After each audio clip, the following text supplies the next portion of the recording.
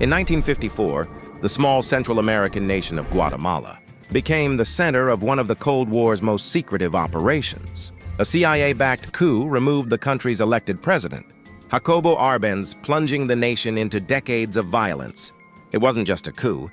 It was the beginning of a long shadow cast by American foreign policy.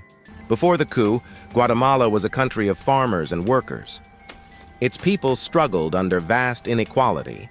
Rich landowners controlled most of the land, while peasants had almost nothing. President Jacobo Arbenz wanted to change that. He promised land reform and freedom for the poor. Arbenz's government began redistributing unused land to the poor. For the first time, Guatemala's peasants felt hope. But one powerful company wasn't happy. The United Fruit Company, a U.S. corporation that owned millions of acres and dominated the banana trade. United Fruit claimed Arbenz's land reforms were communist theft. Its owners had deep connections in Washington, including the CIA Director Allen Dulles, whose law firm once represented the company. Soon, business interests and politics merged into one mission: to protect corporate profits at all costs. At the height of the Cold War, the U.S. saw communism everywhere. To American leaders, Arbenz's reforms looked like Soviet influence in their own backyard. So they labeled him a communist and began planning his removal. In 1953, the CIA launched Operation PBSUCCESS, a covert plan to overthrow Arbenz.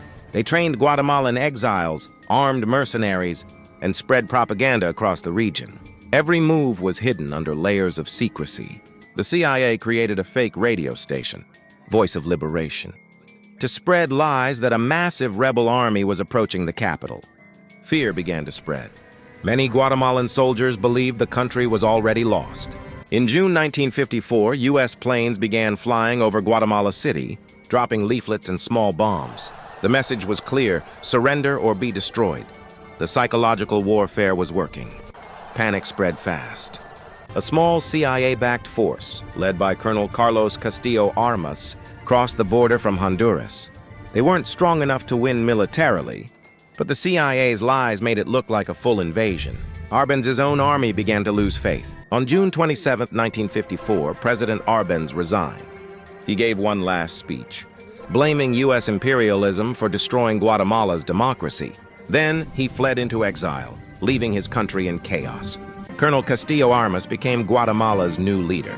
He banned all opposition, reversed land reforms, and began arresting anyone suspected of left-wing beliefs.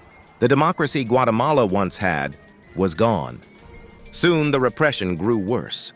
Political opponents disappeared. Union leaders were executed, and thousands fled the country. The CIA called it a success, but for the people, it was the start of a nightmare. The coup triggered a 40-year civil war. Over 200,000 people were killed, many of them indigenous Mayans. Entire villages were destroyed in a conflict fueled by fear, ideology, and foreign interference. Decades later, declassified documents confirmed what many already knew. The CIA had orchestrated the coup. Operation PBSUCCESS became one of the most infamous examples of U.S. intervention in Latin America. The 1954 coup left deep scars. It taught the world how fragile democracy can be when foreign powers play God. And even today, Guatemala still feels the echoes of that one silent invasion, planned not on a battlefield, but in the shadows of Washington.